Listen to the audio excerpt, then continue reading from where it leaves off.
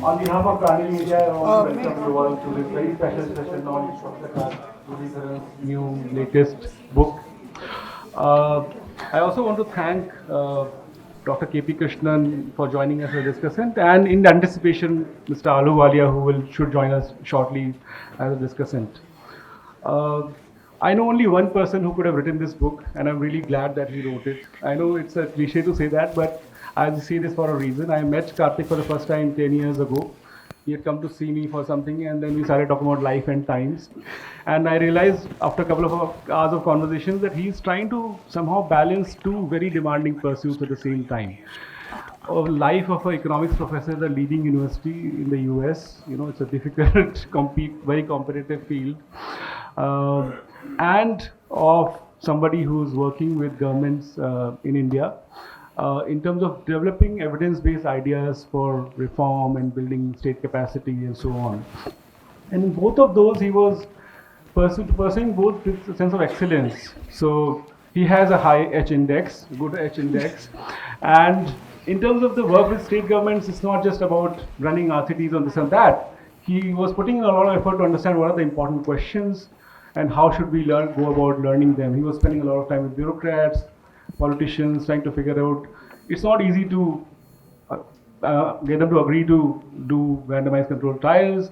It's not easy to ensure some kind of a construct validity that whatever you thought will actually get implemented there and so on. It's not easy to scale these things, very hard, both of them. He did this, he's been doing it for 2 decades in 2 countries which are 20 hours flying time away from each other, even if you take a direct flight, So it's really hard. One more thing I'll say that I've been reading this, I've read about 4.5 chapters, so I'm no expert on the book yet, but I'm liking what I read. And don't get worried by the heft of the book. It's a breezy read. You want to binge read it, especially because this audience, you like this stuff. You want to maybe even stop watching some Netflix show in between and just binge read this whole thing. Take care. Have coffee. You're not sleeping at night when you read this book. You cannot put it down. It is like that. It'll appeal to many. It'll appeal to politicians. It'll appeal to public-spirited civil servants. But it will appeal to even, I think, the skeptics of development economics. I wish Professor Deepak Lal was alive to read and kind of, read what development economics can do for you, And that's, I think, going to be one of the many lasting contributions. We have had academic economists, we've had policy economists, we'll have state capacity economists, hopefully coming out as a manifesto for the new ideal type to emerge in some ways. So there are many virtues of this book, I think, just based on 4.5 chapters, on flipping through the other chapters just to get an overview, I've found. So the way we'll run this next 85 minutes or so is that Karthik will give a book talk for 35 minutes, he says. There will be 90 minutes of content in 35 minutes. And then Dr. Krishnan and Mr. Ahluwalia I'll invite to comment on the book. They have both read the book and they have endorsed the book. So you will get much more informed comments on the book than I can offer. So Karthik, over to you.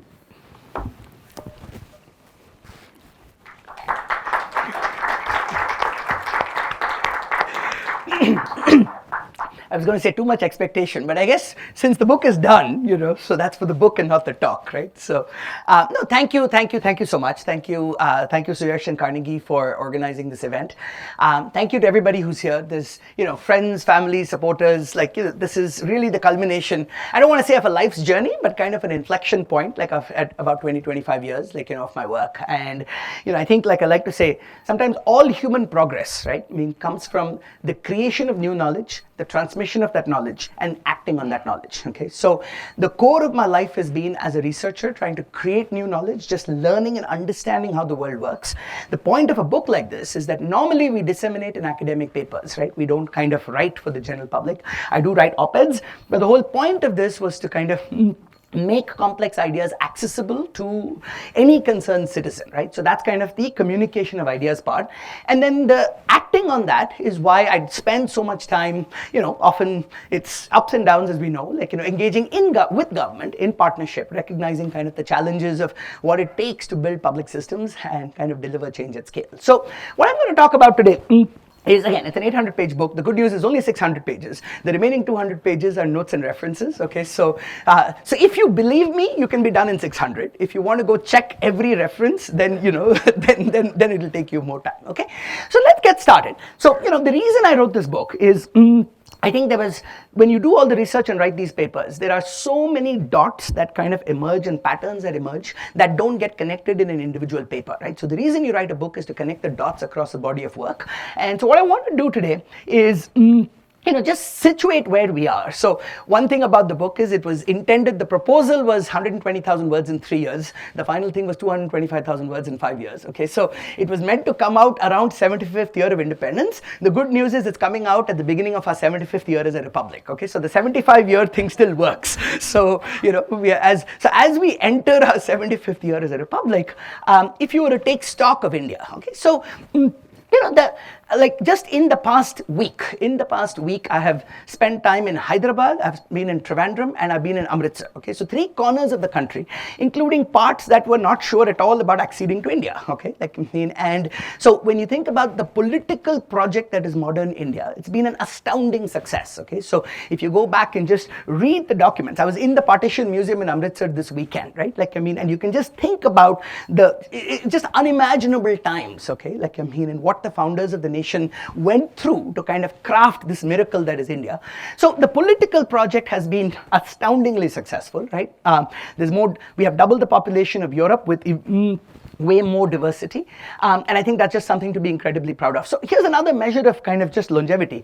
Something I say in the beginning, the average constitution in the world has lasted only 19 years. Okay, so the moments of constitution writing end up being like moments of high idealism, which then break down against the reality of politics. Okay, so the fact that we even have our constitution, amendments don't count, we're talking about wholesale change. So again, the political project that is India, for the most part, is an astounding success. Okay, and this has been accompanied by really impressive economic success. So I think there's a little bit of a lag, which I was warned about. Okay, right?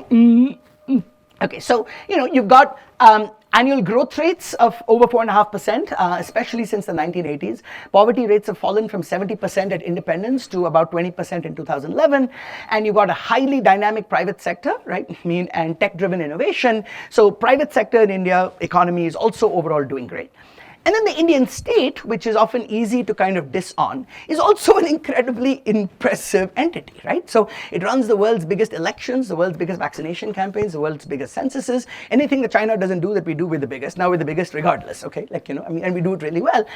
We run the world's best disaster relief operations. I remember after Hurricane Katrina, the US folks had to what took them 72 hours in India would be standard operating procedures in 3 hours, right?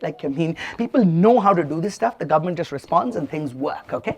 And then more broadly, as we think about India's position in the world, the combination of, okay, so this lag will, be a bit annoying, right? So the combination of our size, growth, talent, diaspora, democracy just makes India an increasingly important player in the world. Okay, so I think we all know this, we all sense this. There's a sense of excitement, right? That this is India's moment, and if we don't mess it up, we can truly achieve great things. Okay, so that's kind of the glass half full, but there's a glass half empty coming, right? Otherwise, if everything's great, why write a book? Okay, so the less good news, okay, which is as kind of important to just deal with, right? Is when we think about the core kind of measures of state effectiveness, okay? So when you think about education, we've got 95% of kids in school, but over 50% of kids can't even read, okay, at a functional level at the end of class 5. And, and this is not a new problem. This has been known now for close to 20 years, and it's still a wicked problem that we haven't managed to crack, okay? So roughly every year, we've added about 10 million kids to our population who graduate primary school without being able to read, okay? So those are that many kids whose then future is kind of almost permanently compromised in terms of being able to participate in a modern economy. Health, we've got the largest number of malnourished children in the world with a stunting rate of about 35%. 50 to 70% of primary health care is sought in the private sector, and about 70% of them are completely unqualified. Okay, so about 50% of primary care health interactions in India happen with an unqualified quack. Okay, so that is kind of the state of healthcare. if you look at pollution, we've got 13 of the 15 most polluted cities in the world, which kind of the direct impact of that on health is just seen every winter, and the cumulative effect of that is just staggering. Police and public safety, which is not something we think about as much unless there's some heinous crime that shows up in the media.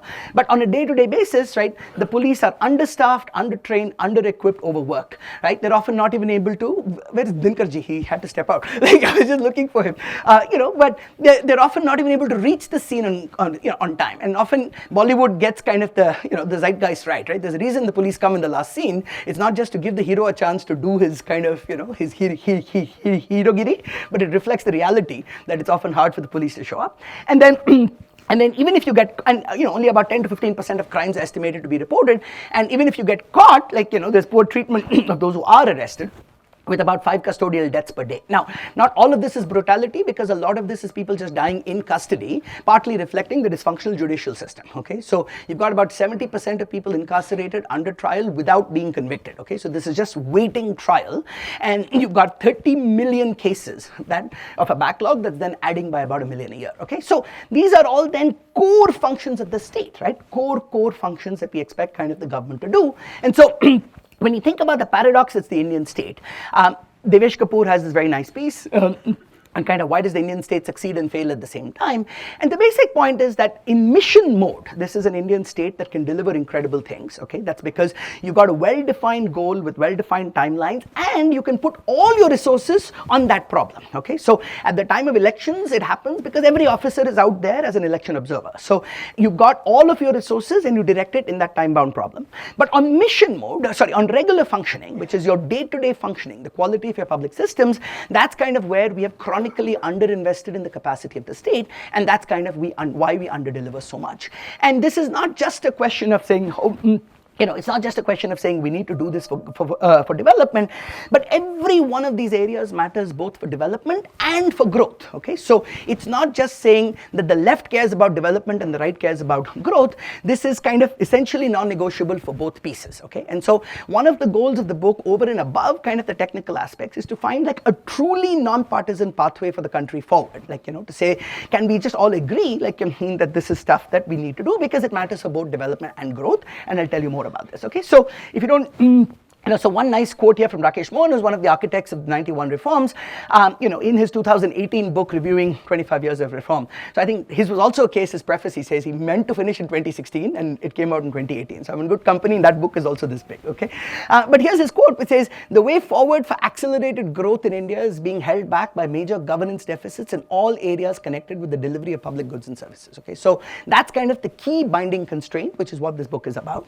And Land Pritchett is always, more dramatic and, and more evocative. And Pritchett in 2008 goes that the weak performance of the Indian state in basic service delivery is one of the 10 biggest problems facing humanity, okay? And he put it on the order of magnitude of climate change and AIDS because of the number of people affected, okay? And the sheer scale of the problem, the intractability of it. And that was kind of, how he characterized it. Now, before we start beating up on ourselves too much, okay, I think part of what I want to do in the next 5-10 minutes is just really put India and Indian democracy in global historical comparative perspective, okay? And the key point to remember is when we think about the modern nation state, the state itself has evolved in 3 broad phases, okay? So for most of human history, the state was just a security state, okay? So where the security state primarily focuses on protecting your borders and doing internal law and order, okay?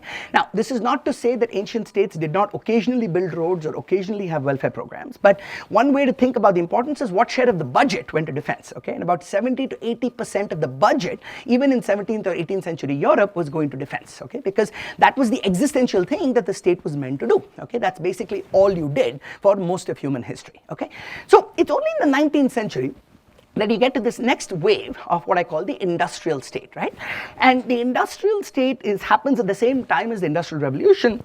And this is where you see large-scale investments in public goods, especially infrastructure, roads, railroads, ports, water and sanitation, mass education. All of this really happens only in the 19th century and happens in high-income countries, okay? And it's not a coincidence in today's high-income country. So it's not a coincidence that this happens at the same time as the Industrial Revolution, because till then production is decentralized and small scale. But once you have scale production in a few places, the economic returns to storage and transport go up much more. So the infrastructure is a complement to the Industrial Revolution, and that's kind of for the first time in human history that you see this explosion in GDP per capita. Okay, so when we say we were the world's largest economy by Madison in 1600, that is true, but on a per capita basis, like it was still, the peasants were still living basic lives of misery, right? So per capita income doesn't change for 3,000 years. The lives of the royalty and nobility improve because there's more people to tax, okay? So the Nizam was the richest man in the world, but the subjects were still pretty miserable, okay? So we think about the grand jewels and we think we had, great development. No, that was there for one person, or for a very, very, very small set of people, okay? So the Industrial Revolution is kind of when you get this phase of growth. And then it's only in the last 100 years. So what happens with that growth is that growth also gets you inequality, right? Because most of that growth, the benefits accrue to people who have physical capital, financial capital, human capital, right? The three key kinds of capital. So if you own land, you benefit. If you have capital, you benefit. If you're educated, you benefit. And so along with the growth, you get increase in inequality. So it's only in the last 100 years that you get the modern welfare state, right? Where you then have progressive taxation and social insurance, and then governments come in and saying, let us kind of distribute the benefits of this prosperity more broadly, and you get food security, healthcare, pensions, unemployment insurance, and so the famous Kuznets curve, right? Where you see that there's increase, when everybody's poor, it's highly equal. So, which is why India today might be, everybody's worried about inequality, but it's a natural part of that growth process, okay, that you're there. And then the Kuznets curve then gets you to say that then the government steps in and does the welfare policies, and then you reduce inequality, okay? Now, the key point to understand here, is somebody doing this? Okay, you're doing the slides before me. Just go back, sorry. But thank you. Okay. So one point to understand here before we get to welfare state, right, is that welfare states are incredibly expensive to build. Okay, and so they only became feasible once you had reached middle income status. Okay. Now and you can see where I'm going with this when I talk about Indian exceptionalism. So one thing that is not obvious when I talk about this pattern is that the nature of the state is actually highly correlated with the amount of democracy, okay? So, what the security states happen at a time when there's really no voter rights. Kings can do what they want. You travel in Europe, even now you'll see the dungeons and the prisons and where people would just be kept and tortured till they confessed, and that was how government ran, okay? Now, what's subtle and interesting is that the industrial state is also correlated with a time of limited democracy, okay? So when we talk about the US and the UK as historical democracies, these are really fake democracies or highly flawed democracies, right? Because the vote is limited to property owning white men, okay? So it's not an accident that they will vote for the infrastructure, right? So in the long term, the infrastructure benefits the poor through market integration and lower prices, but in the short term, those benefits are all going to people who own the land, okay? So it's not surprising that you have a political coalition then, right? That supports the infrastructure build out. And then it's only in the last 100 years, once you've had universal franchise. Remember, women get the vote only in the 1920s, and most African Americans, it still takes after World War II, with the Voting Rights Act, for voting rights to become real, okay? So the basic economics of this is very simple, right? If I have an income distribution, people to the right want less taxes and less welfare. People to the left of the distribution want more welfare, right? So if my median voter is in the top 20%, I get the political support for that. In a world where my median voter is below the mean, you build the political support for the redistribution, okay? So you can see where I'm going with this, right? Because what makes then India, right? So this is just some perspective on the modern welfare state, right? So there's really nothing, okay, till about I guess the pointer doesn't work here, till about 1920. You get a little bit after the Great Depression, but the big increase happens after World War II. And why is that? Because it's during World War II that governments build the fiscal capacity, right? To raise the tax revenue, and that requires both the ability and willingness to be taxed, okay? So why are people willing to be taxed? They're willing to be taxed when it's an existential issue of war. And this is why Charles Tilly, the great historian, says, that it is wars that make state capacity. He said, war made the state and state made war, okay? Because it's only in those moments of existential crises that people are willing, to be taxed to that amount. And then after after that, you get the peace dividend, right? So there's peace, and now people say, wait, like, we know how to raise the taxes, and you also get a moment of increased social solidarity after the war, right? Because you've been in the war effort together, people come back, and then there's this desire, this is in the UK, this is in the US, to kind of build a shared welfare state, okay? So that is the history of the modern welfare state, and you can see where I'm going. Which is then, when you want to make sense of India, is that India is this complete outlier in human history, okay? That is the only large country that had universal adult democracy on day one, okay? So if you, this is where Rohit, I saw Rohit somewhere, yeah? Yeah, so this is from Lama Subramaniam, like, JP paper. And so, the point here is, if you look at, so this scale of democracy index very roughly can be interpreted as a fraction of the population who votes, okay, who has a vote. And there's a few other things, but that's roughly what it loads on.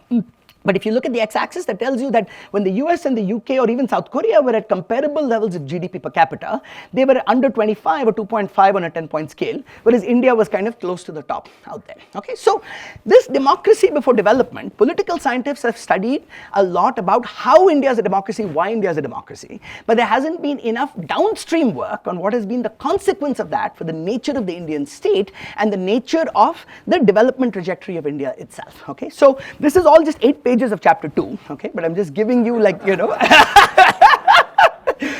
part of what I'm doing is situating this in this grand historical arc, right, like, what we're trying to do here. So then, but I think sometimes people kind of, it's very easy, right, to say, oh, we democratized too early. That's a mistake, right?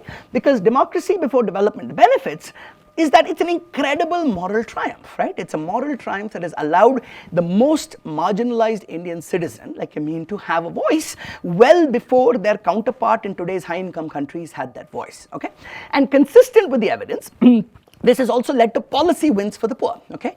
So one way to see this is that India does PDS for the poor, for food security.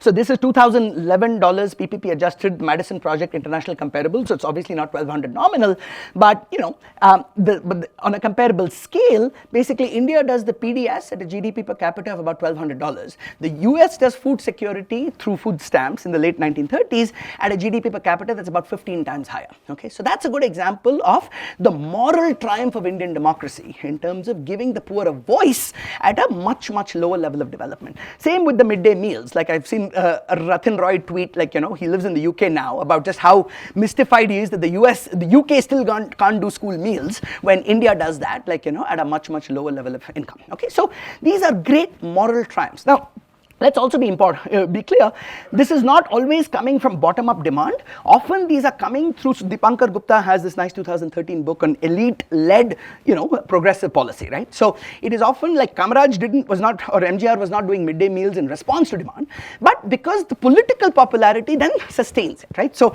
the political impulse, therefore, is to kind of create these welfare programs knowing that they will be popular, okay? So that's kind of the benefits. Now, as with everything, there is a cost, okay? So as economists, right, but the first thing you say is, wait, there is a fixed budget, right? So the problem then is that you have two fundamental challenges, okay? The two fundamental, it's a great moral triumph, right?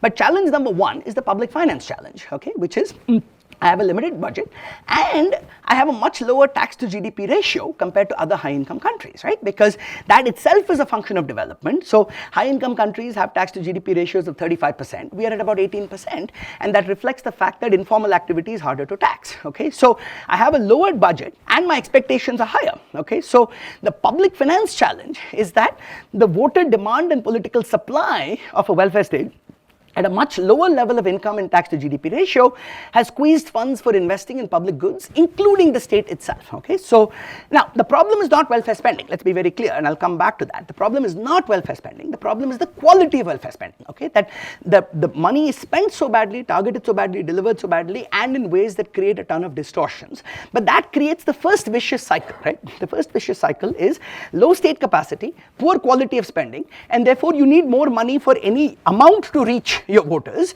and so then you spend even more, and that cycle means that you chronically underinvest in the state, okay? And I'll give you some numbers on this later.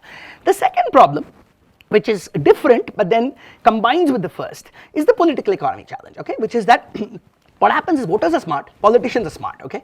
So everybody knows that the state cannot serve everybody, okay? So in that world, where does vote bank politics comes from? It comes from a politics of scarcity, right? Like, I mean, where everybody knows that the state can't cater to everybody.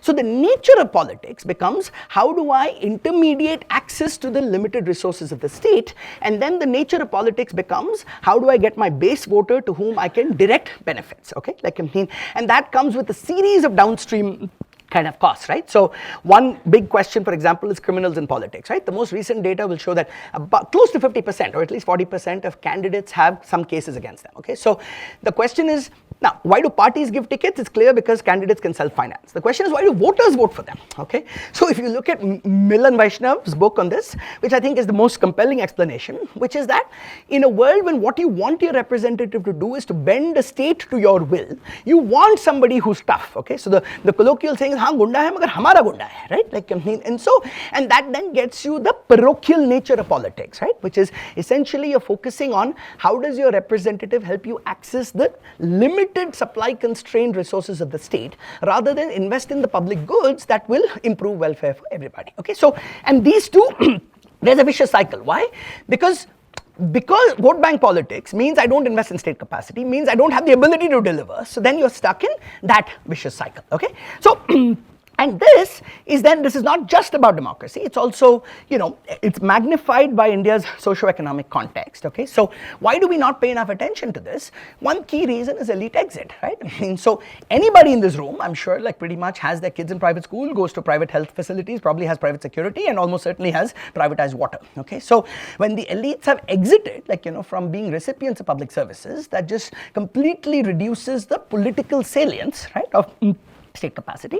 And then it's worse than that, because it's not just elite exit, it's also elite capture, okay? So if you know, I think Pranab Bardhan in 84 famously talked about 3 groups, right, in India that have captured the lion's share of public resources, which is large businesses, large landowners, and government employees, okay? Because these are the 3 segments that are politically powerful, and if you do any incidence analysis of where public spending goes, you know, whether it's the nature of or public sector compensation or thing, you'll see that that's where it is, okay? So, and then you've got a second social problem, which is the government is only a representation of society, okay? And so, you know, you can't run away from the fact, now, this is not a book about sociology, but when you have social stratification, especially by caste, that fundamentally affects the nature of the state, because the state is responding to what the voters are asking, okay? So when you're a highly fragmented society, you don't form the broad coalitions that are needed for public goods, right? And so again, huge body of research talking about the relation, the negative correlation between ethnic fractionalization or any kinds of population fragmentation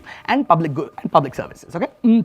And then you've got, so for example, it's perhaps not an accident that the states with the best performance on kind of social sectors, like Tamil Nadu, Kerala, Maharashtra, these are states that have had social reform movements, where kind of you have broad-based kind of caste coalitions that demand better public services regardless of who's in power. So Amit Ahuja has this lovely book on marginalizing the mobilized. So again, this is not about that, but it's that when you're talking about the state, you need to have these kind of contextual factors in mind. And it's worse than that, right? It's worse than that, because the state often doesn't have capacity because society is fighting back, right? So you've got a progressive state on top of a traditional society that's often trying to implement things ranging from land reforms to Narega to reservations for women in panchayats that is resisted by the society, correct? So the state is ineffective because it's kind of competing as opposed to working in harmony with society. So that's the other underlying tension, okay, that speaks to limited state effectiveness. And then you've also got patriarchy and gender norms. So simple fact that women across the world care more about public service delivery, health, education, etc. We've got less than 10% of women in parliament, okay, like, case rested. And we've got lots of micro evidence that increasing women's representation improves service delivery, okay. So the point therefore is, if I was to synthesize what I've said with these 2 slides, let's go down, is that as we take stock of Indian democracy itself, so one way to summarize, so people often struggle saying, how is India a democracy, but still not delivering basic education, basic health? What is wrong in our democracy, okay? And I think part of my point in all of this is there's nothing wrong in our democracy at all, okay? Our democracy is functioning completely fine, and if you look at our cross-country comparisons, I would say India's grade is a solid B+, okay? Like, and you'll see those numbers. We are exactly where you would expect us to be at this stage of development, right? So the way to think about this is that early democracy in India has increased the ability of citizens to make a claim on the state, okay? So everybody is able to make a claim on the state, but it has not provided incentives to the political class to invest in the capacity to meet those claims. So I think one of the reasons Prime Minister Modi is so successful is I think he intuitively gets this, right? Like, I mean, he gets this, and the investments that have been made are mostly on the delivery side. Now, that has not translated to health and education and things that are human intermediated, but where you've been able to use technology to bypass these human layers, that's exactly, right? Like, I mean, that transition that we are seeing, okay? Like, I mean, in this government. So to put this in conceptual terms, so Francis Fukuyama has this framing of the scope of the state, right, which is what do you try to do, and the strength of the state, which is your ability to deliver against that. So the simple story of Indian democracy is that it has led to the scope of the state expanding well before the strength. And you see this in sectors. Renuka is somewhere here. Where's Renuka? Here she is, yeah. No, because even in your pension episode, right? Like, I mean, you talked about how there was a system that was designed, it needed to stabilize before it was expanded, but the political pressure was to expand immediately, and then you end up expanding the scope before building the strength of the system to cater to that, right? And you see that in sector after sector after sector, that there is this push to get to scale before you build the muscles to actually deliver what that system needs to do, okay? So then, so a different way of thinking about this is that you can see state capacity itself, and my last slide I'll talk about, the details, okay? The point is state capacity itself is a bit of a tenuous concept, okay? So I find it useful to think about absolute levels of state capacity and relative levels.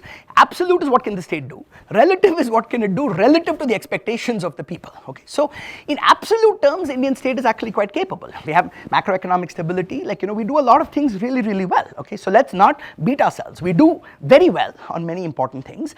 What we don't do well enough is relative to what a democratic aspirations of our people are, okay? So that's the balance. So which is why, when I think about what this book is about for the next 25 years, let's go down, I really think that, and I think Dr. Matthews also said this, like, we've had this conversation in the past, that building a more effective state is in fact the great unfinished task of Indian democracy itself, okay? So when you think about the promise of democracy, so again, Ambedkar said this in 49 at the Constituent Assembly, right, which is that we are entering a world of contradictions where in the political arena we are giving one person one vote, but in every other arena there is inequality based on income, caste, wealth, every marker of privilege, right? So when you then think about the centrality of the state in that agenda, because the state is the only part of our life that the poor have an equal claim on, okay? So I love markets, okay? So I'm a hardcore markets guy for everything. The only problem with the market is the market doesn't care for you if you don't have purchasing power, okay? So essentially the democratic ideal is one person, one vote. The market treats you on a 1 rupee, 1 vote perspective, okay? So we don't grudge people inequality in houses or cars or TVs, that's consumption. But when it comes to things like health or education that determine your ability to function and compete, those are areas where we would like to kind of reduce those inequalities, right? So, and that's kind of why the state becomes the most important vehicle to deliver on kind of the goals of Indian democracy itself, okay? So that's kind of the ethical case for state capacity, okay? But now let's go from ethics to economics, right? So the reason I wrote this book was not this, so all of this additional part was, I started writing because of this slide, okay? So let's go down. And I think the most important pattern I have seen in kind of 20 years of empirical research across sector after sector after sector, okay, is that the return on investment of investing in governance and state capacity is often 10 times higher than spending more on the top line of the program, okay? So, and because I was observing this pattern is why I said, wait boss, there is something really systematic going on here, okay? But then Econ 101 will tell you that if I have so much low-hanging fruit, why am I not doing it? And that takes you to the politics, okay, to understand. So let me just quickly walk you through this, right? So in education, like again, so this is the one place where I have to put the journal names in there for you to know that each one of these journal papers takes like 8-10 years to write, okay? Like, I mean, to get them published in the top journals, the amount of rigor and attention it takes, okay? But we've got this large-scale study showing that doubling teacher pay, unconditional doubling of teacher pay, had zero impact, absolutely zero impact on learning outcomes. But that's where most of our budget goes. 90% of the budget basically goes to unconditional pay commission increases, zero impact, okay? Whereas even a modest amount of performance-linked pay gives you dramatic dramatically positive impacts, okay? But that requires investing in performance measurement and management, which we don't do because we haven't invested in the capacity of the state to do that. So every pay commission says give the increase and do performance-based stuff, and every department and practice will implement the increase and set aside the performance-based stuff, okay? So it is so, and again, it's not rocket science, it just requires applying our mind to build those systems, which we haven't done, okay? We've got, and so that's a QJE paper, that's a JPE paper, like, again, those of you who are academics will know, the amount of work it takes to get those things done. And then on education, hiring teachers, right? So we spend 25,000 crores a year under RTE to hire more teachers to bring PTR, pupil teacher ratio, from 40 to 1 to 30 to 1, okay? But you can improve. What do you care about? You care about how much time the teacher spends with the kid, okay? But you can do that by hiring more teachers or by reducing the absence of the existing teacher, okay?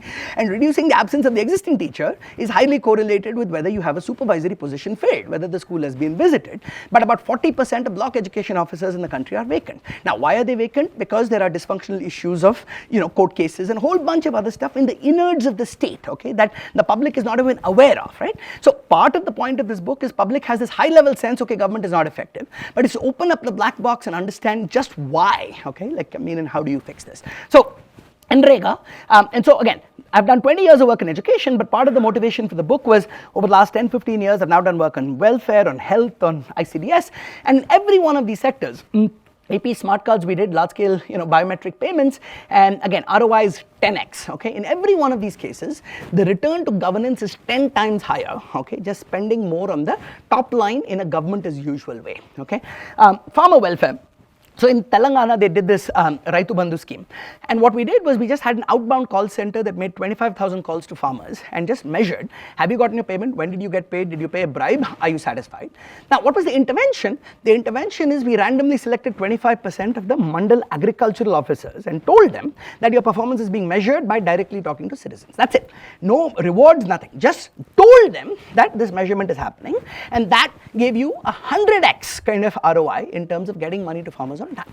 Okay, so normally if the political goal is saying I want to get more money to the farmers, you'll say I need to increase the budget, but improving the pipes would give you a much higher ROI. Two other recent examples. One is ICDS, okay? So child development. Again, we have never lacked intention. 2002, we passed a constitutional amendment guaranteeing early childhood education. 2009, RTE talks about this. 2013, National Curricular Framework for ECC. 2020, NEP. Everybody says early childhood education, but nothing has happened because the constraint on the ground is not intention, it is capacity, that you don't have the staffing. So we have now a large-scale RCT in Tamil Nadu that shows and just putting an extra worker dramatically improved early childhood learning and reduced malnutrition, and we estimate the ROI is 20x, okay? Whereas unconditional increases in salaries, zero impact. Where does the money go? That's where it goes, okay? So these are just example after example. And then most recently, a paper by Manaswini Rao, who's a Berkeley PhD, who was a postdoc with me for 3 years, and she's got this lovely paper just looking at the returns of filling judicial vacancies in district courts, okay? I see Karan and Akshay there, and so you can use the fact that the average district court has about 1,400 cases and about 5 judges, and just when there's a rotation in terms of posting when there's vacancy or a vacancy is filled, she finds that every extra district judge not only clears 200 cases, but that leads to a significant increase in economic activity and credit and the total tax and payroll. And why is that? Because 70% of the cases are credit and land. So productive factors of production are locked up without being used, and unlocking that, is also promoting growth, right? So again, these are interventions that both promote intrinsic welfare and promote instrumental welfare in terms of economic growth, okay? So that's kind of why the reason I wrote this book, started this project, was this set of facts. Okay, saying here are patterns that are emerging across 20 years of really high quality micro work. Can we put it together and start telling this macro story of what does this mean for the trajectory of India's development? And that took me down like all of these other kind of tangential things to fill out the picture. Okay, so the other important point for the elites of India is there's another important stream of research that's coming out that is studying not just interventions at the individual level, but studying market level impacts, okay? So one key insight here is that even if you never use a public service, you will still benefit if the public services improve. And that's because study after study shows that the quality of public and private in a market is highly correlated, okay? So when you improve the public, it has a double benefit. It directly benefits the poor who use it, but it also benefits the person just above the cutoff who's evaluating whether to go to public or private, because by improving public, I'm forcing the private to also improve, okay? So we've got multiple market level studies that then show the cascading effect up the quality distribution, which at the top you may not see it, but it matters, okay? So one way I like to tell the story is the story of the two guys in a jungle, okay, who are kind of being chased by a bear. And the first guy says, oh my God, we better outrun the bear. Second guy says, no, I only have to outrun you.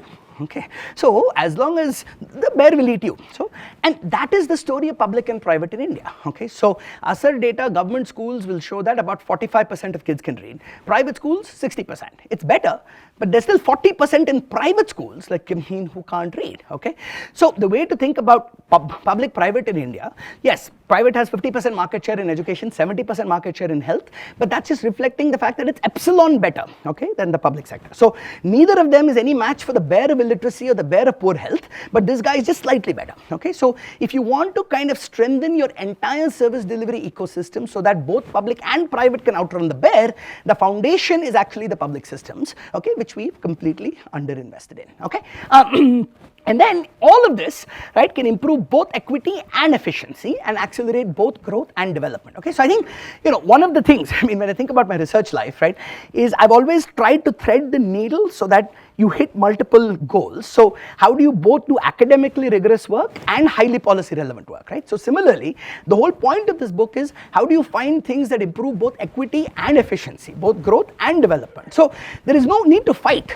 You just agree and get it done, okay? Like, I mean, it's kind of an overarching theme, right? I mean, of what drives this book. So let me kind of just go from there to the grand big picture of development.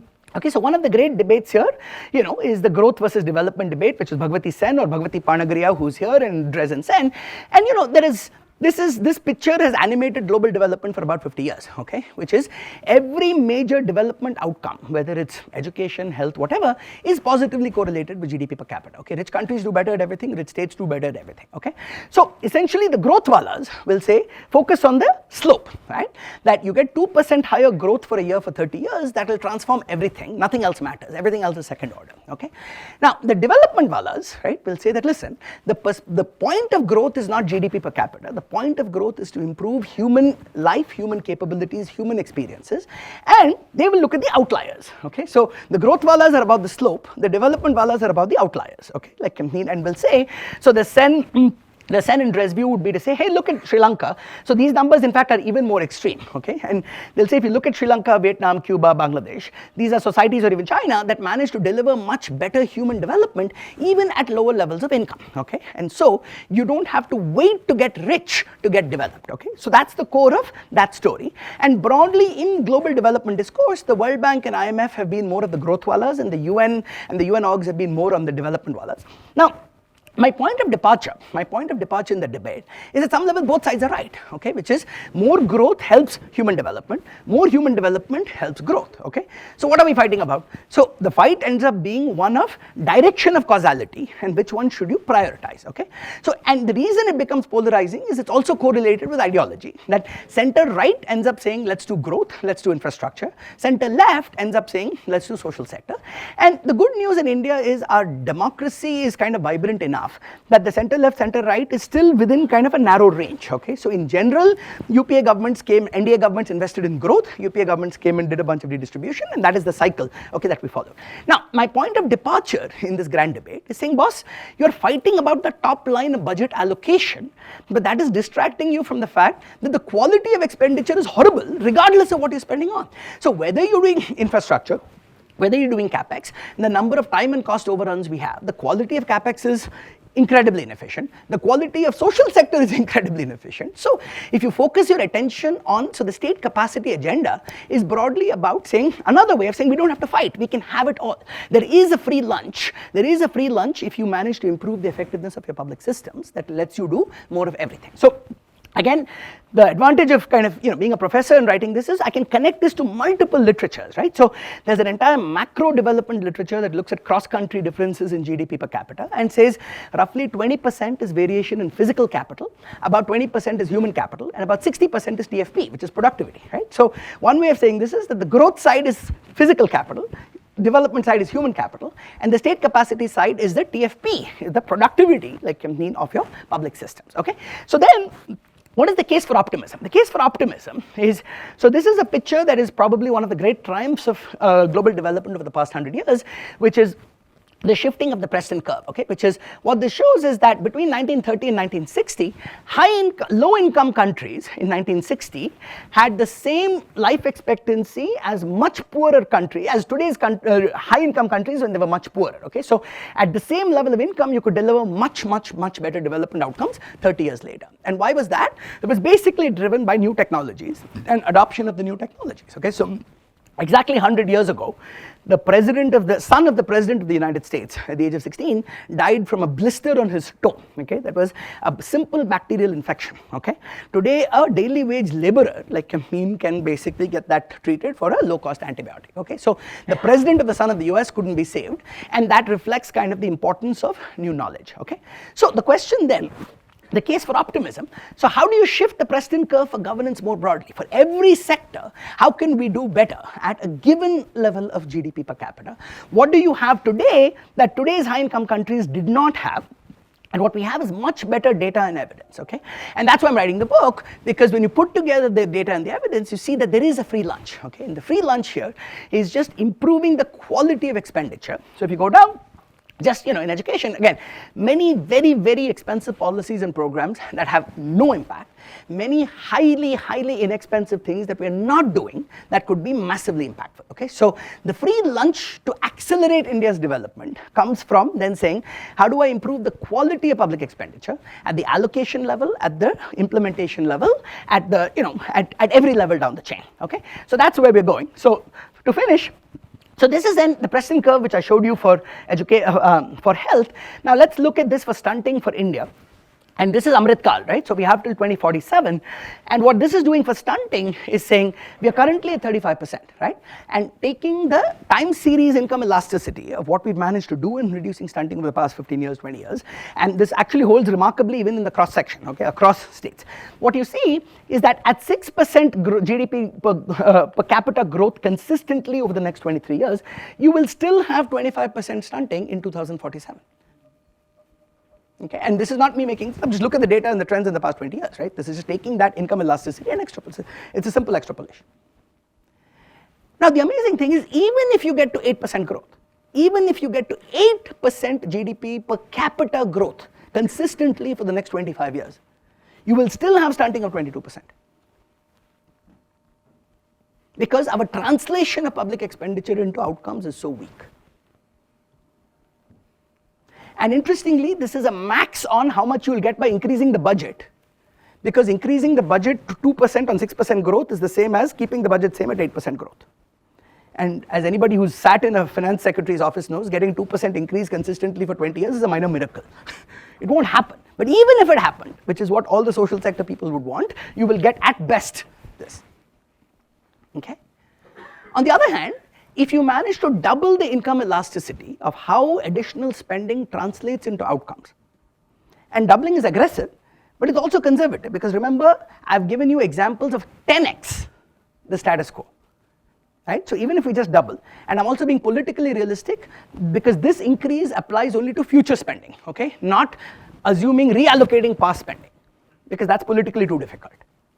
But every year when the budget increases, if I apply an evidentiary hat to say, how do I improve the quality of expenditure, then you kind of bend the curve, okay? And that gets you at 6% growth to 17% stunting.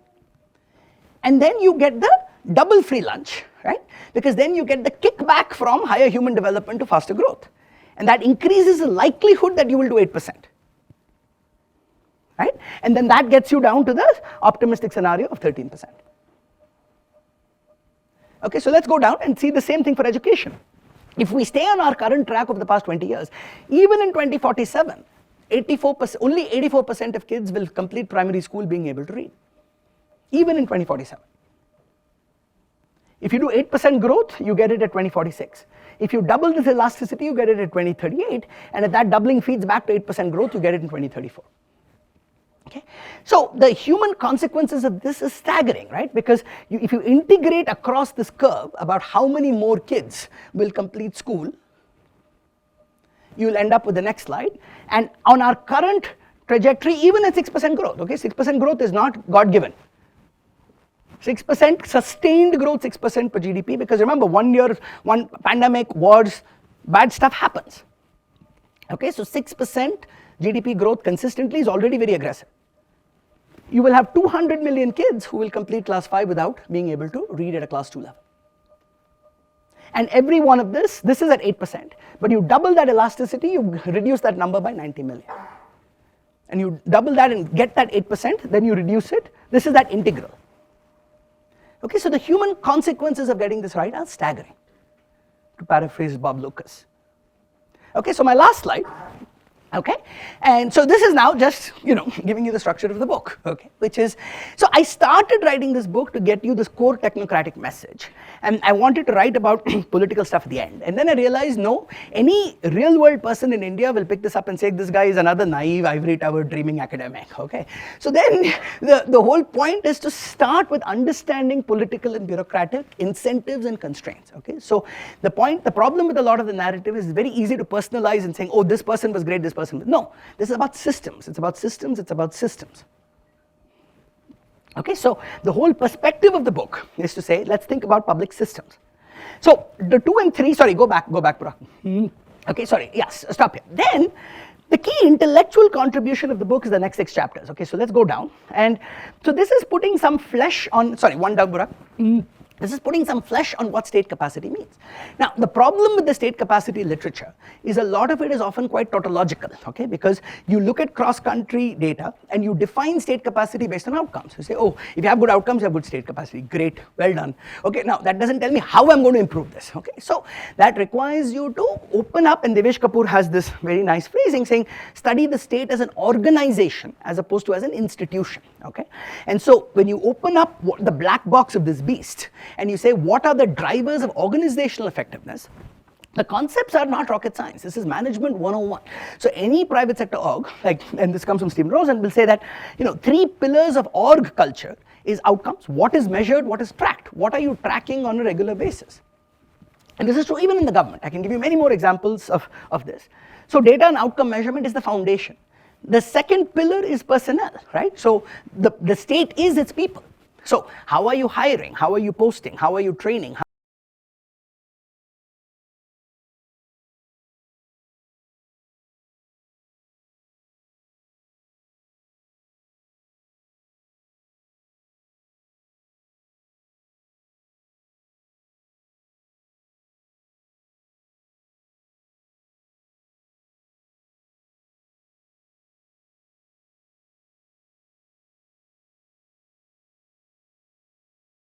Public finance chapter, then that had to expand.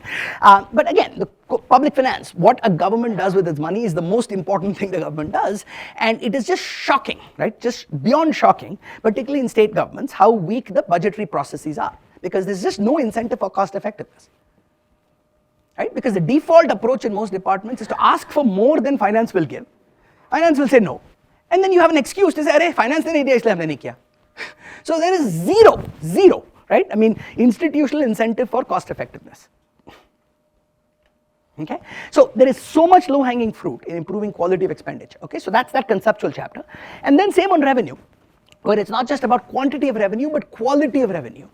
How do you kind of think of revenue instruments that have minimal distortionary effects on the private sector and where the economic activity is? Because most tax department people are thinking about hitting their revenue targets, not thinking about what the downstream consequences of that target chasing is on economic activity, because they don't see that. So again, so the structure of every one of these chapters, and again, why this is 600 pages, is that every chapter is what I call half science and half engineering, okay? Which is the first half is about social science, to just understand, right? The key facts, the key research, just how to make, what are the facts and how to make sense of them. And the second half is how do I use that scientific understanding to then be an engineer, right? Like him to build a better system, holding political, bureaucratic, judicial, legal, social constraints, and saying within this, how do you kind of move forward? Okay, so that's the structure of every chapter. Right? And then there's a key chapter in federalism and decentralization, which affects kind of the entire governance architecture. And then there's a key chapter on state of the market, which given that education 50% is private sector and health 70%, how should the government kind of optimally leverage the private sector to make markets work better? So these are cross-cutting. Now, this could have been the book, right? So this is 2 books really, right? So I could have written a book and said building an effective state and stopped here. But that's not very satisfying at some level because it's too abstract, whereas most people in development care about improving outcomes. And so hence the second half of the book, right, which is accelerating India's development. So chapter 10 is that shifting the Preston curve, which is again a very key conceptual chapter. And then the 6 sectors I focus on are education and skills, health and nutrition, police, public safety, courts and justice. And the logic of these 6 is these are all things, and the first 5 at least, and I'll come to 6 in a moment, are core state functions. The market is not going to do social welfare. Market is not going to do justice. Okay, and the nice thing about these sectors is that there is no trade-off between development and growth, right? So in, again, the great Sen Bhagwati type of debate, it is both intrinsically important for human welfare. Improving your court system will improve the fraction, reduce the fraction of under trials who are, in custody, making a mockery of kind of innocent until proven guilty. So it's humanitarianly good, but it's also instrumentally good because of what it's going to do in terms of improving economic activity. Same with police, same with every one of these sectors. Same with social protection, because if you design social protection well, and there's a lot of content there, I encourage you to read it. And the last one, chapter 16 on jobs and productivity, is obviously critical, and this is in some ways the hardest chapter to write because it feels like I'm writing all of economics in one chapter, because this is not just what the government does, because most of the action here is in the private sector, but providing conceptual clarity on what are core public functions to improve productivity and economic growth. Okay. And then the last 2 chapters is, okay, wait, this is all sounds very good, but how are we going to make it happen, and how are we going to sustain it? And a key part of this is we have not reimagined our institutions like since independence. And we are at a place where there is way more education, way more technology, way more awareness that allow us to reinvest. And that's a good time for me to mention something I've not talked about at all. The other unique thing about the book, which is in the title, is it focuses about 95% on actions at the state government level. It's called a state-led roadmap for effective governance. And there's many reasons for that. First of all, these are all constitutionally with states. That's the first and most important reason. Second is, by working at the state level, you increase the chances that at least some reforms will happen somewhere. Right? And the third is that the variation across states is now so large that these reforms have to be contextually customized. Okay, states are bigger than most countries. Right? And so the states are large enough to be meaningful and small enough to be manageable. And that's kind of where, so the institutions piece is now saying, listen, there's also a chance for states to take the lead in institutional reimagination. Okay, so that's that. And then the last part is, okay, after reading this, what can all of us do about this? Because at the end of the day, the government, so there's a top-down, all of these actions, reforms are going to take a combination of sagacious top-down actions and sustained bottom-up action and support for the right kind of actions. And so that last piece then brings it back to kind of, there's a lot of sociology, there's a lot of content in there too, but I'll stop there and then just say that the way the book is written is it's written for very different audiences. And so it's written for policymakers, it's written for academics, it's written for citizens. And if you trust what I say, you can just read the first 600 pages. If you want to check all the references, then you can go to the back. And if you want to do further research on this, so the 800-page version, is the version that can be used as a reference. The 600-page, first 600 pages, you can kind of read through relatively quickly, okay? So let me stop there. Thank you so much, and look forward to your reactions.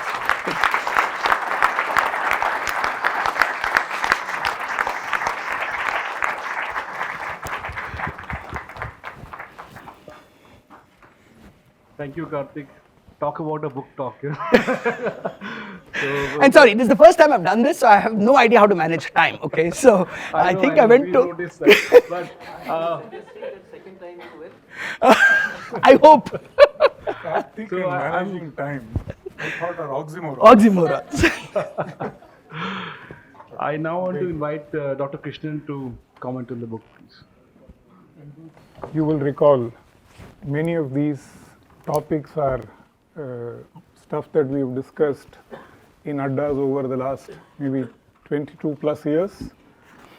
And I agree with Suyash that only Karthik could have written this book I remember one of those discussions where we talked about the impossible trinity, not the one that we do in macroeconomics, but the trinity of timeliness, quantity, and quality. You are among the only fellows that I know who has actually beat the impossible trinity of timeliness, quantity, and quality. And I'm not being sort of formal when I say this.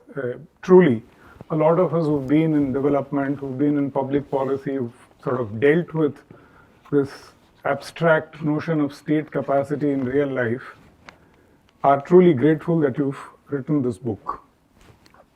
Having said that, I am now a near professional panelist. In the best of times, it's not a good idea to follow you as a panelist, and certainly I think it's suicidal to follow you as a panelist when you're talking about your book.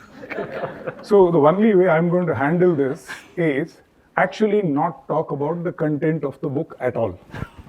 People, I think, should enjoy reading the book. It's truly, I again agree with Suyash, you will enjoy reading the book. It's extremely well written besides the content. So I will actually talk about related things, but not about exactly what you've written in the book.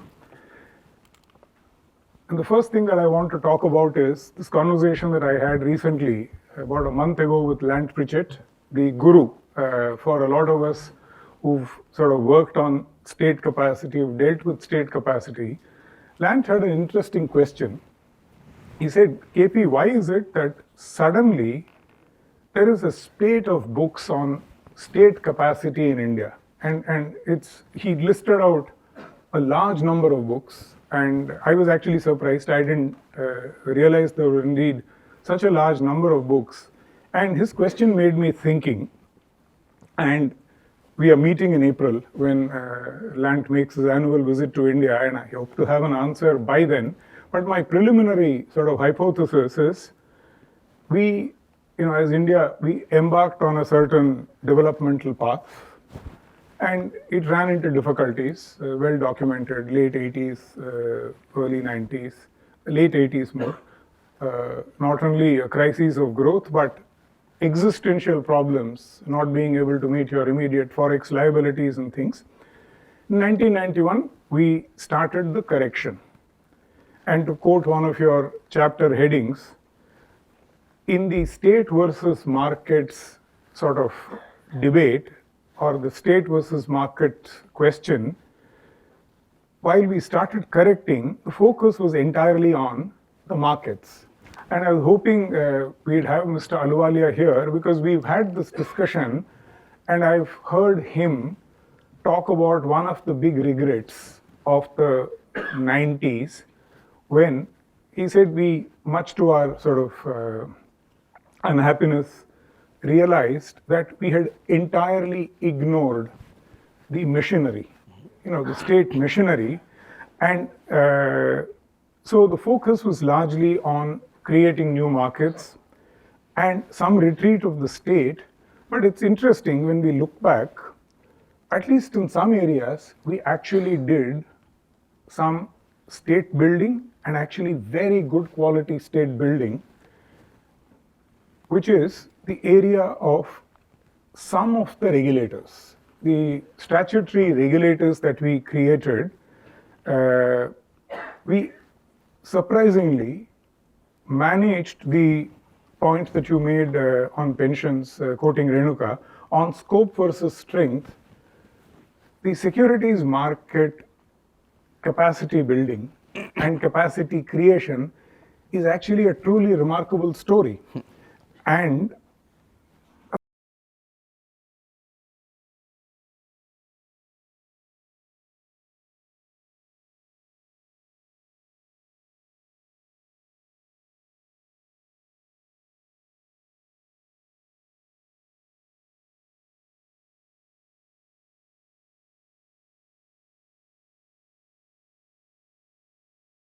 the IDBI, 6 or 8 individuals had been formally taken out, and a lot of what subsequently became SEBI regulations, etc., had actually been written up by this shadow SEBI. So there was focus on creation of capacity, and the details actually included HR, how do you build the team, and the act got passed in 1992, but it didn't stop there. The SEBI started functioning, and very soon it had a serious challenge. Some of the more senior people here would recall, there was an insider trading case relating to Hindustan Lever, and in the old SEBI Act, the appeal came to the government. And again, I remember Mr. Montek Singh Ahluwalia telling us, suddenly he and Mr. C.M. Vasudev were asked to sit in the meeting room, and Mr. Arun Jaitley and a whole bunch of senior advocates of the Supreme Court appeared before them and started arguing for and against, because the appeal against the SEBI lay with government. And they realized very soon that it's not possible for the state to discharge this duty. In addition, there were constitutional challenges, and very soon India actually, and at that point in time it was a tough negotiation, negotiated with the judiciary, created a securities appellate tribunal, and a single member tribunal to begin with, an amendment to the act, a multi-member tribunal later, and as tribunals go, as state capacity sort of stories go, it's perhaps one of the most successful tribunals of India in terms of outcomes. There were similar stories in that ecosystem. For instance, the national depositories, the securities depositories that got created, when the idea of a completely electronic market in India, where there will be no piece of paper, every share will actually be dematerialized, and in a jiffy, you could do transactions, was proposed. Those who are in the Ministry of Finance today can go back and check. There is a 1996 USAID report which said, no one in the world has ever done this. Don't even try this. This is utter disaster. And the Indian state got a legislation called the Depositories Act, created a depository, and in less than 4.5 years, every new issue in India was entirely electronic. And the 1990s, early 90s observers would recall, do you remember a guy called Swaraj Paul? He tried taking over by a hostile act of takeover DCM and escorts. And he managed to corner formally about 16 or 14% of the market. And the reason why the transactions finally did not go through was escorts and DCM said, it will take us 67 days to physically write the names of the new purchaser in those million shares. Please come back after 67 days. And by 2001, India could do this entire thing in less than 5 seconds. So, third story, and quickly with that I'll move ahead. The National Stock Exchange, many people won't know, is the first ever for-profit corporate stock exchange in the world. NYSE copied this model after 6.5 years. Sweden was the first to copy it in 3 years. So the electronic market where shares got traded electronically, got settled electronically, payments got done electronically, and you could complete transactions in a few seconds, was serious state building, because we are now talking about property rights. Each share is my right to property or the equity in the company. So in a difficult area, it's surprising that we managed to create new organizations, staff them, put the correct incentives, because one of the first things that was done in the design of NSE was get the shareholders who are not conflicted and who will have the larger objective of the market in mind. So design, incentives, staffing, location. There is an entire file in the Ministry of Finance on where should we locate SEBI. And I think it was important to not locate it in Delhi. And it was a very far-sighted decision. They said if you want an arm's length regulator operating autonomously from government, the first thing you need to make sure is physical proximity is avoided. So please create SEBI in Mumbai. It took a lot of effort because no bureaucrat in the Ministry of Finance was willing, because these are all, and they continue to be largely post-retirement jobs. This whole business of relocating out of New Moti Bagh into Mumbai was almost a showstopper, but the Indian political system actually managed and surprisingly delivered on this. But that little story apart, the entire 90s is actually not a state story at all. It's almost entirely, can we create those missing markets? Can we create markets that have sort of gone away? And there is a continuing state versus markets story even today. Some parts of finance and clearly all of land, some parts of labor, agriculture, commodity futures. But I think clearly the story today is increasingly about, in that chapter 11, state versus markets, is largely about the state, because that has now become the barrier. And I think the scope point that you make in the book, I want to come back to it.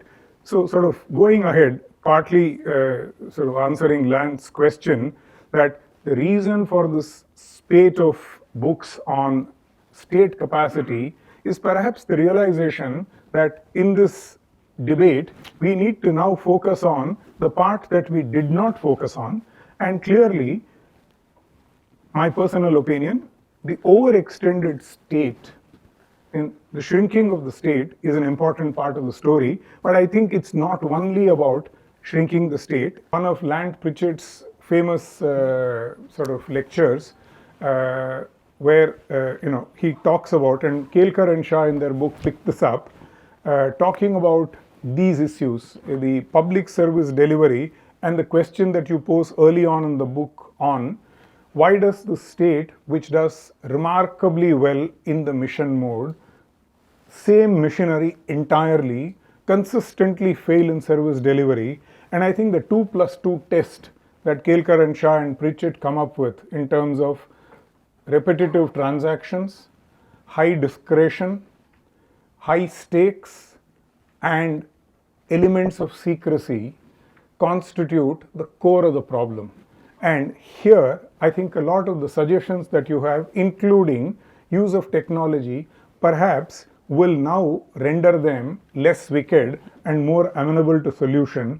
I think the other important sort of point that you make is, and this goes back partly to the SEBI, NSDL, NSE type story, I think in India typically it's much easier to reform list 1 subjects, list 1 institutions, list 1 organizations, as well as reform laws in list 1 of the 7th schedule of the Constitution.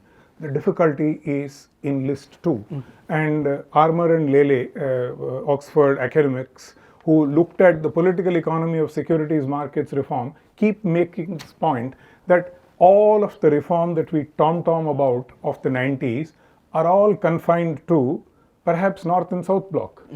You just move out beyond the North and South block, come to the bhavans, and beyond the bhavans, come to the states. That's where the difficulties begin. And I'm glad you focus much more on states and the decentralization point that you make, comparing India with China. Contrary to all popular perception, you bring out this data. China perhaps spends 15x more at the local self-government level than India, and we continue to claim China is a centralized state. So I think the debate now clearly needs to shift to states local self-government and a lot of the institutions, organizations, and laws associated with that. And I think here is where you clearly add value. And the value, you've mentioned this in your presentation, and I want to sort of again repeat that. I think what is remarkable about this book is that bits of things that you say, we've read before, we've read articles by you, we've read articles by many people. I think the strength of the book is bringing together at one place all of the theory, all of the practice, and applying it all to India. And I think our context, our constitutional background, our institutions, all of this make it even more complex. So I think the bringing together of lots of disparate streams of knowledge, distributed all over the place, is what makes the book absolutely unique. It's extremely readable, and I think the point that we need to keep in mind is that development is not destiny. If you look at the last 40-50 years, it's I think only 4 countries, if you leave out city-states like Hong Kong and Singapore, Chile, Israel, Taiwan, and Korea, which have actually fully graduated to being OECD. Exactly 4. And almost all of them have a serious state capacity story. Maybe with all of what you've told us, we hope to be the 5th. Thank you, and all the very best.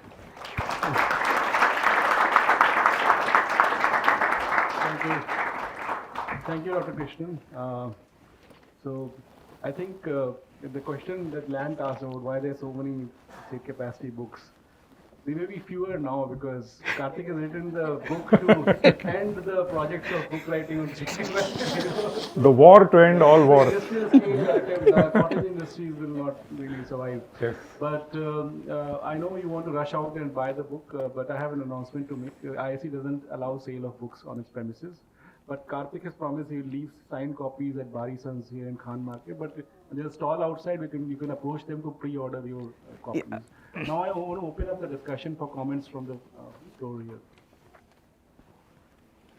Please raise your hand and call upon. Particularly folks from government, I think there's kind of your talk has had a big effect in taking it.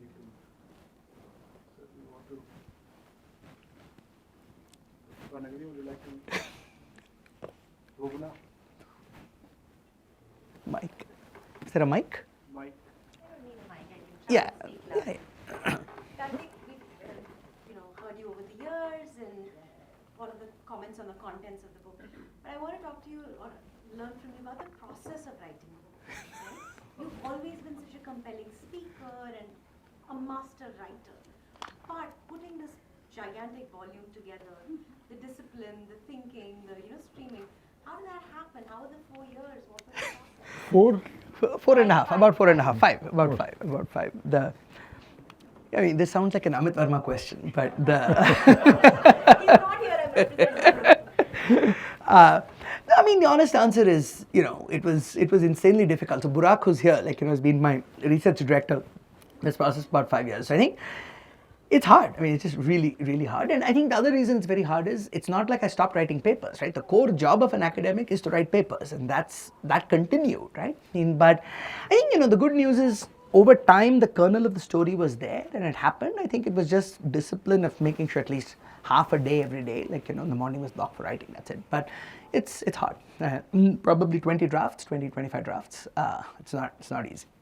That's all I can say, right? I mean, I think the other thing that really helped was I did about 10 iterations with kind of a core team, right? So, and Radhika is here representing, so this is, I feel sometimes like a bit of this is a movie production in that there is one actor who gets the limelight, but it's a team production literally of 100 people, of different forms, right? So, between RAs doing fact checks, between PhD students and postdocs working on specific chapters, helping me with lit reviews. And again, obviously I would write everything, but even just kind of saying, okay, have I missed something? This is kind of, so it's a process.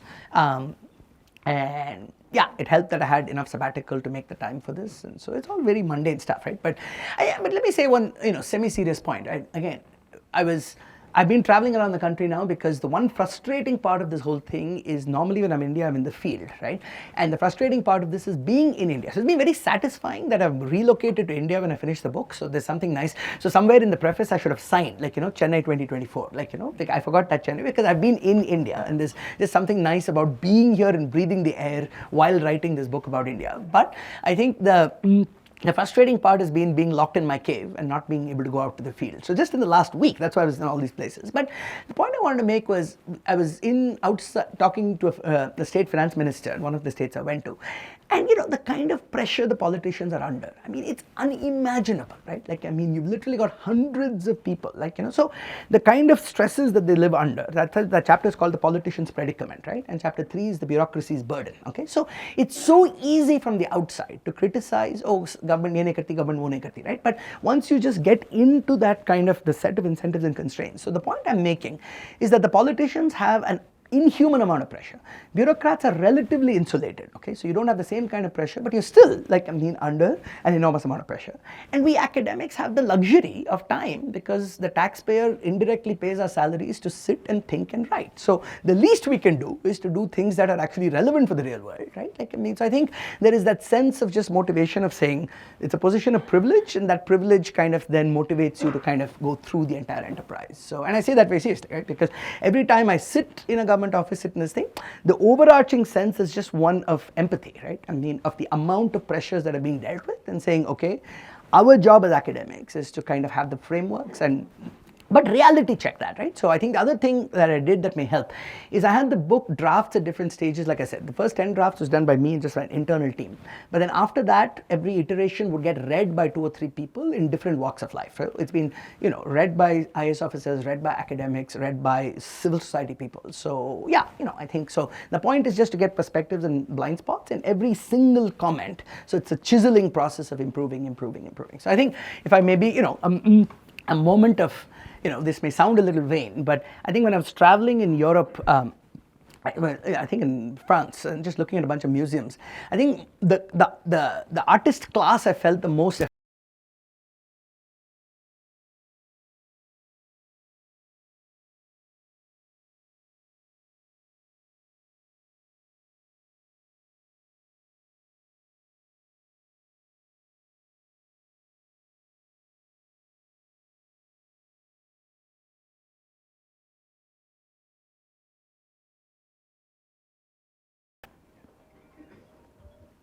This is actually more to Krishnan, to you. I thoroughly agree with what. Wait for my book. You can ask ask him. He's the author. No, he's the agreement. His thing I thoroughly agree. I'm talking about. I was just reminded that every year we have this outcome document.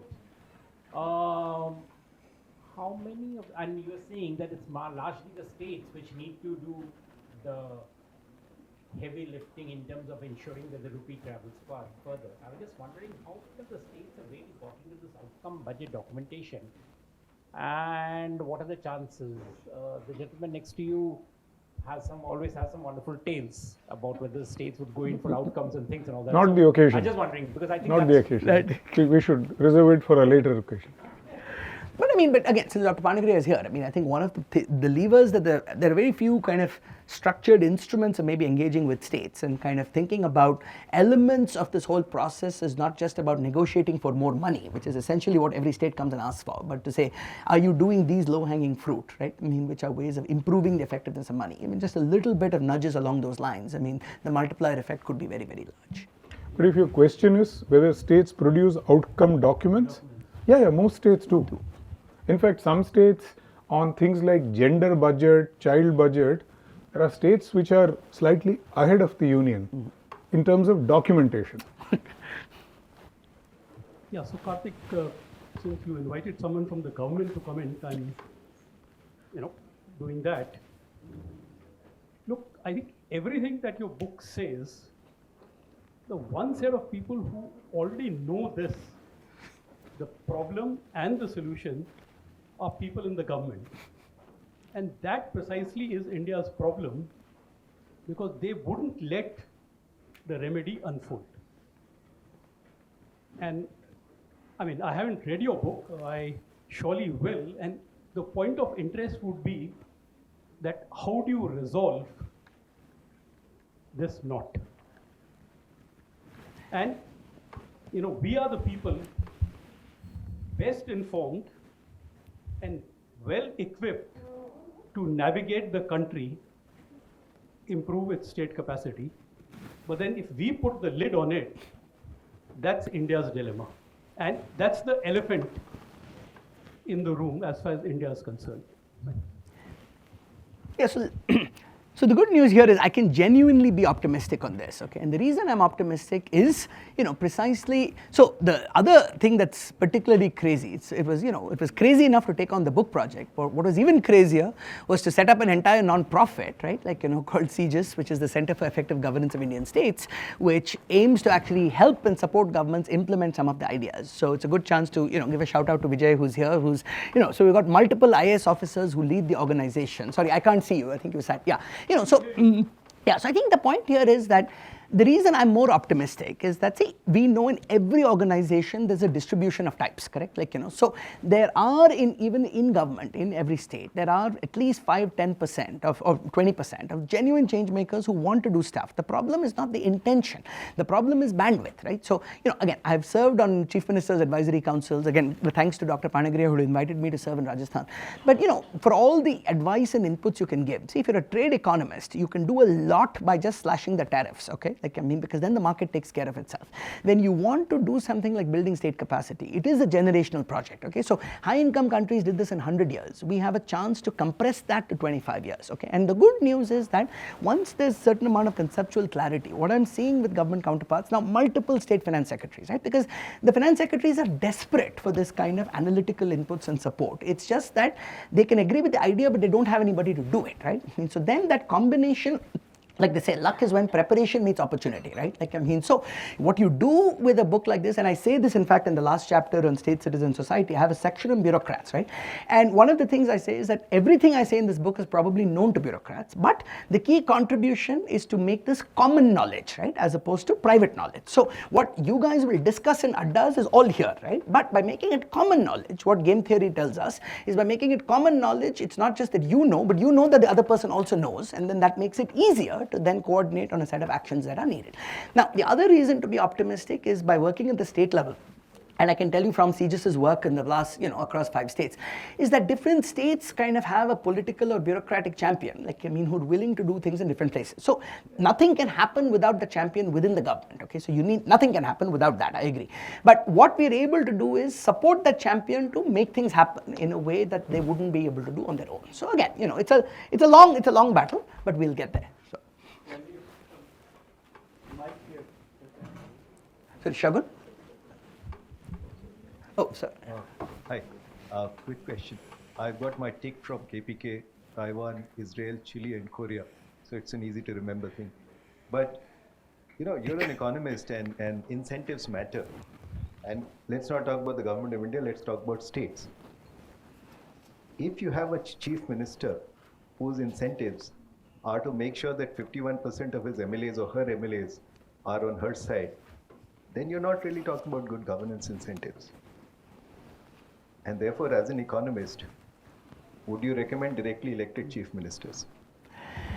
So I think, so again, see, there is a whole range of political reforms, right? Like, you know, I mean, which is obviously beyond the scope of what I talk about. I do discuss some ideas for those in chapter 17, not on directly that, but it's more based on first principles. See, too many easy ideas are thrown around, right? Like, I mean, it goes to first principles, but one of the important points I want to highlight is the ideas in chapter 17 for institutional reform. The reason it's important to put them in this book is that the reason we don't do reforms is because it's too risky to change things for the whole country, right? So one of the key messages in the book, see, there are China references all over, and partly because there are important lessons to learn from China, but we often learn the wrong lessons from China, right? So the lesson it's tempting to learn the lesson from East Asia as saying that you need a strong leader and that democracy is a weakness, right? But chapter 2 is very clear, right? That's incredibly misleading because of the cherry picking of the few successful cases, right? So for every successful dictator, you have many more despots, like who've done things worse. So the research is clear that democracies are correlated with higher growth. There's even stronger evidence that democracies have lower volatility in growth, okay? So that is incredibly robust. Now, what is the important lesson to learn from China? Is that the greatest disasters in the second half of the 20th century were greatest man-made disasters happened in China when there was unquestioned leadership of one person, okay? So Great Leap Forward and Cultural Revolution, right? Whereas the real reforms of China were not economic reforms, they were governance reforms, which I talk about. So it's the Deng Xiaoping reforms of checks and balances within the Communist Party and of building accountability within the system, right? So China is effective not because it's a strong state, but because it's an accountable state, and that accountability is driven kind of by data and aligning incentives, and that is something I talk about throughout the book. About even in the jobs and productivity chapter, I talk about kind of, it's not about the policy, it's about does the guy issuing the license in that kind of Mufassil town, he doesn't care if the PM says make in India, he says mere ko kya hai, right? So unless you figure out a way to align those incentives, so again Vijay says this very nicely when we try to work with government reform. Often it's tempting to think if you get an audience for the political leadership, ho jayega. Nahin, there are 15 levels at which an idea can be killed, right? So, and that requires so which is why my goal with the book at some level is not to say, and I'll say something, my own journey in this book, Bhumana, right? When I started the book, I think I started writing as a expert who's trying to share solutions. By the end of this 4.5-year journey, I think what I've realized is that the real power comes not from sharing solutions, but from distributing agency, right? By kind of empowering a lot more people with the understanding of the issues, right? So that you then get a lot more decentralized distributed solutions, because these provide frameworks, right? So over time, it's a process, and the hope is to contribute to that process. So.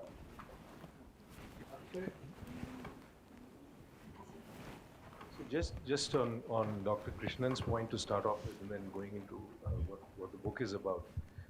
It's true, obviously, that most of the reforms in the 90s and the 2000s have happened in relation to the markets, and now we're coming back to the states. But that's not necessarily true of the states themselves. So, there's all, as you said, list one kinds of issues where we've done the reform. So coming to your book now, excuse me, what do you see as now the link between those areas in the states where the states need to reform their markets or get out of doing certain things, and how does that feed into state capacity? But because one would imagine that there would be some resources that could be freed in order to feed into the state capacity point. Yeah, and I think again, so like I said, it's a process, right? So one of the simple ideas, like we talk about in the public finance chapter, is just some simple changes in the budgeting processes, right? Whereby something as simple as kind of I'll give you some examples of perverse incentives in government, right? In education, where I've done most of my work, right? One education commissioner said, if I try to clean up my fake enrollment, okay, and kind of by 5% and save 5% of budgets on midday meals or whatever, what will happen is the finance department will take the money back, okay? So I have no incentive to do that, right? So something as it's basic, right, to a budgeting process where you ask every department every year to say, if you had new money, what would be your top 3 priorities, and what would be the 3 lowest hanging fruit for saving money, right? And then I commit to you that your savings can then be used to fund your priorities, right? So how do you bend that curve over time? So the way you bend that curve is not saying here is a silver bullet reform that's saying I do this, everything changes, right? It's by kind of changing the rules of the game within the government so that organically you push towards more effective use of public money, right? So yeah, and so part of this is then making the case for this. So something I say in the revenue chapter, so again in my meeting with the finance minister of one of the states, like he said, oh, we have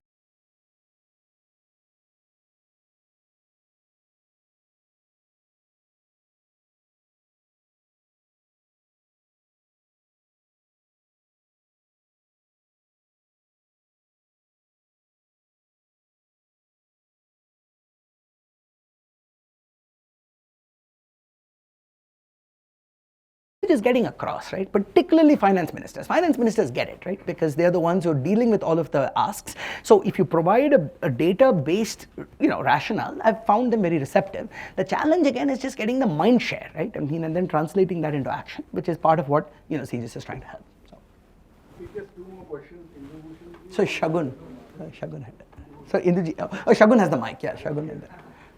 So, first of all, a big congratulations and thanks a lot for this presentation. So I guess my one question was that when you talk about the case of why state capacity improving is like the fundamental plank that we need to focus on, accountability is sort of the preceding part, right? We need to hold systems accountable, the governments accountable. So in this whole accountability argument, does your book also talk about the role that movements and civil societies, like the long arm of accountability that plays? And the second quick question is also, you would refer to gender and the importance of women's leadership and the norm shifts that are required. So is there also a case that you make that with the whole development growth thing, if that happens and the norm changes will also happen automatically? Yeah, no, I think, so both very good questions. I think on accountability, I think, okay, I'll say two things, right? Again, going back to China, right, about learning the right lesson from China. See, and again, it's organization behavior 101, right? Effective organizations provide autonomy to frontline workers on process, okay? Because you are the one close to the problem, you solve it, but accountability for outcomes, okay? Right? That's how effective organizations work. But in the government, we do exactly the opposite, right? Which is you micromanage on process and you squeeze out the initiative out of that poor frontline bureaucrat.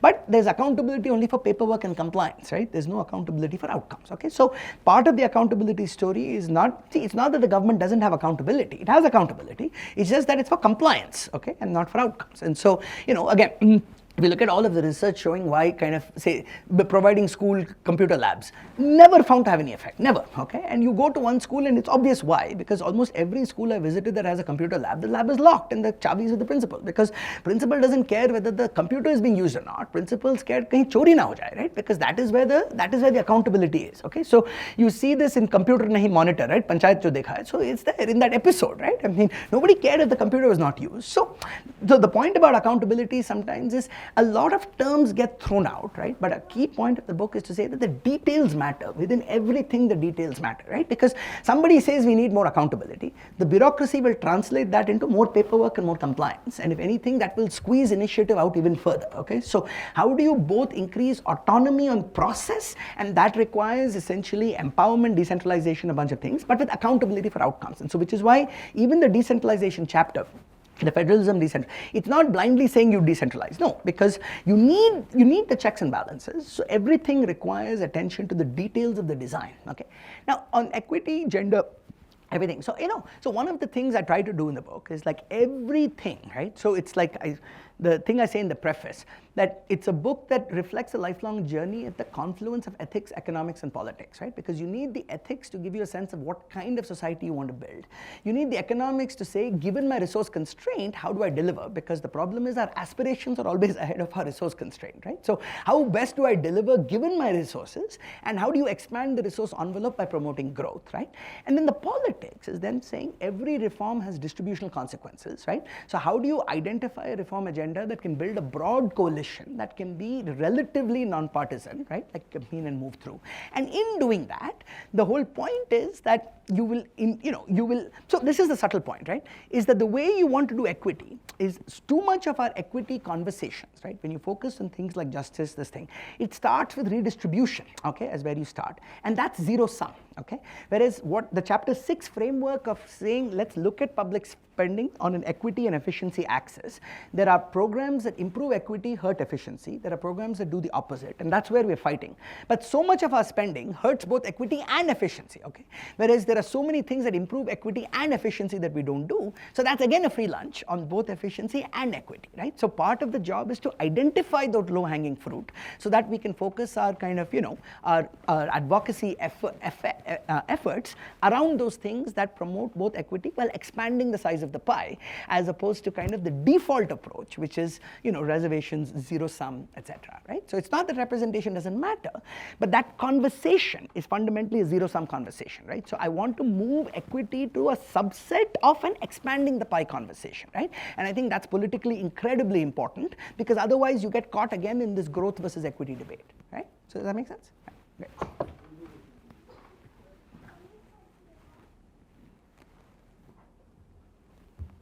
Thank you for this lovely presentation, Karthik. I really learned a lot. And by the way, it's not correct that they don't let books be sold, because I just bought this book downstairs. Yeah, they One of those rules versus wheels things. Carnegie follows rules. My suggestion is that the book that you have, probably you can sell. we just step out onto the road and then come back. So actually, I was held up because I had to buy the book in The ground floor. Deal with the author. Okay. So in your presentation, you have a lovely graph which shows on a relationship between income and health. So I use that graph very much and very frequently. And India lies just on the Exactly. On the on the regression line. So we've done quite well in terms of how between our income and health. And then I have the same graph, I just expand India into 36 states. And so that's very revealing, because what happens is that many of our states are like upper middle income countries, and many of them are like sub-Saharan African countries. And that gap between these states actually have been increasing. And now government of India has a role to play, and they use this gap at least to bring those which are like sub-Saharan Africa upwards. So, but unfortunately what's happening is that most of the government of India programs are actually increasing to further widening the gap. And I have seen many programs, I've studied them, but I know Ayushman Bharat the best for obvious reasons, and I follow that. And so you would find that Ayushman Bharat, 5 states which are using most of the money are those actually who are like upper middle income country, and for the good reason, because they have the most hospitals, they have the best capacity, and they can put their own resources, and this gap is going to increase further. So now we are in that almost like, it's not a vicious circle, but circle where better states are going to be better, and the rate of growth in the poorer states will be not as much, and we will be seeing a widening of gap. So how do we and this should be true for other sectors as well, on the 4 or 5 sectors that you mentioned. And so how do we just bring them together now? Yeah. Yeah, and then we'll answer together, and then.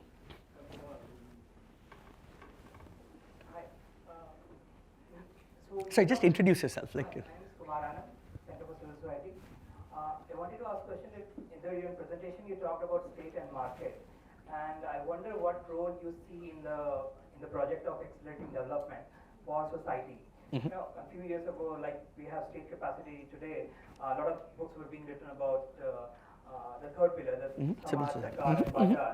And in the spirit of what done by, say, Ostroms, what role there is, because one data that stands out for me is E.G. West data on education, where he says about more than 90% of Scotland or England, I'm not sure, got literate before the first taxpayer pound was spent.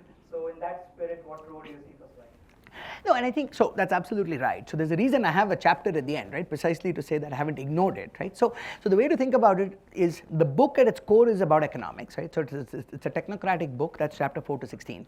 But it's bookended, right, by kind of the key other actors that shape the nature of the economy, right? So on the front end, you've got the politicians and the bureaucrats, and on the back end, you've got institutions and civil society. So now, there's obviously one can write a lot.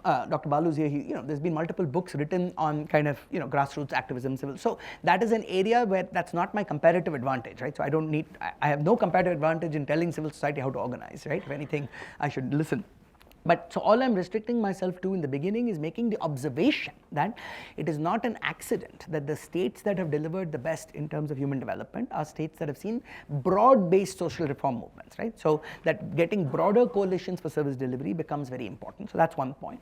And then the second thing I talk about at the end is kind of, essentially, there's a section which took me a lot of work, but which I'm proud of because, so again, so one of the things I'm proud of is to, be a book endorsed by both Vivek Debroy and Jean Drèze, right? Like, which is, say something to how much effort I've put. And there's a section there called Economists, Activists, and Finding Common Ground, okay? Like, so, and a lot of this is even when you don't agree, like, how do you kind of recognize that the intentions are right? And then kind of saying, given those intentions, you may wish to consider that there are much more cost-effective ways to achieve what you want, right? Like, and therefore the value of evidence to inform the advocacy, right? Because see, a lot of the activism in India is incredibly well intentioned, right? It's just that when you observe poverty on the ground and you see that there is a combination of elite capture, there is grand corruption at the policy level and petty corruption at the retail level. It's not surprising that a lot of the activism gets directed against the state itself, right? And so then that makes it adversarial, right? So there's a section that I have saying from class conflict to civic,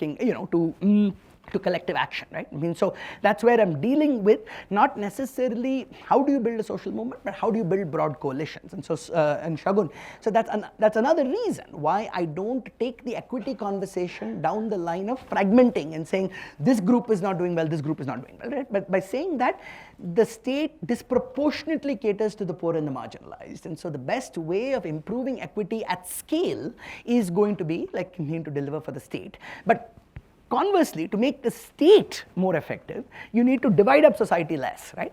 And make that a broader coalition. And so that approaches my thinking, that informs my thinking and approach in the book. So. Oh, to answer the question, sorry. I forgot we took two. No, see, I think, so this is, so the interesting, I'm glad you said that because I cite that example, there's examples, data from NREGA, data from Ayushman Bharat about how because you need state capacity to avail of central government funds, that the allocation often ends up being regressive relative to intent, right? So I think there are two different challenges. One is central schemes in their current form, because of how heavy they are on paperwork and other aspects of capacity, that Bihar would often have the least kind of NREGA, uptake because they couldn't do the paperwork needed to kind of get the money, right? So again, I cite Paper Tiger, which is a book by Nainika Mathur, just on NREGA, right? Looking at how paperwork is kind of the biggest impediment to getting that. So I think there is one part of this which is kind of answering this at the level of program design, at the level of, better targeting and all of that. But there's a much deeper question, right? The much deeper question is how do you govern an increasingly diverse country, right? Where this GDP, where this delta is 5x, okay? And so, and so again, that's why the chapter 8 is very important, right? Which on federalism and decentralization, which again goes to the first principles. And I think one of the things that there are two dangers, right? One is that the center, in trying to do equity, decides the easiest way to do this is hold back people, okay? So one example is, when NMC comes and says that South should not have more medical colleges, they should be capped. That's completely,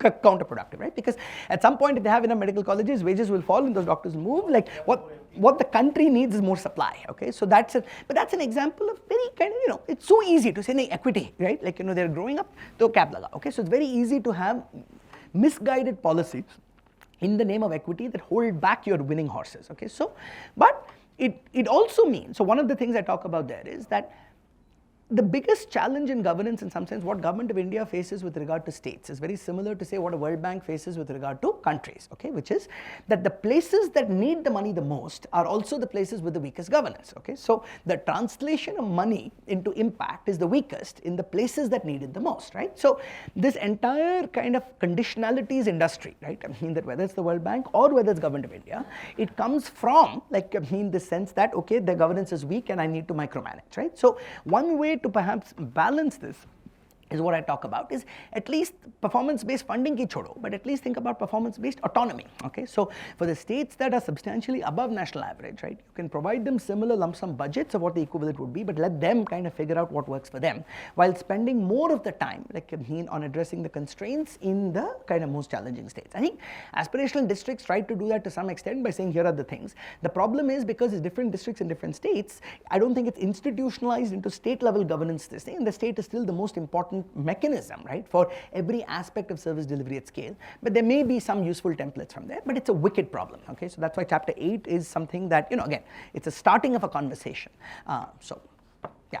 On that note, this book will start many conversations. Thank you for joining us today. We stop here and dinner is served right outside. Please,